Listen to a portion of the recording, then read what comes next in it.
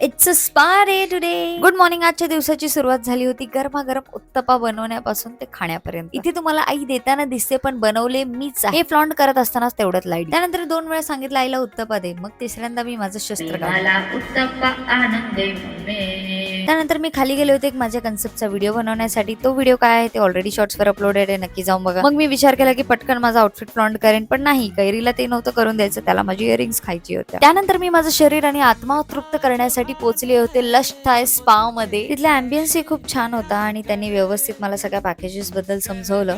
And then I went for the jacuzzi package. तर ह्यामध्ये मला 60 मिनिट्सचा फुल बॉडी मसाज दिला जाणार होता. त्याच्यानंतर स्टीम घेऊन मग फुल बॉडी स्क्रब केलं जाणार होतं. अँड देन वॉर्म वॉटर जकूझी बा. तर मी चेंज केलं, फोन बाजूला फेकला आणि मसाजचा आनंद घ्यायला सुरुवात. मसाज नंतर तर माझ्या केसापासून ते पायाच्या नखापर्यंत पूर्ण बॉडी मला थँक्यू म्हणत होती की बाई नशीब तू आमच्याकडे लक्ष दिलंस.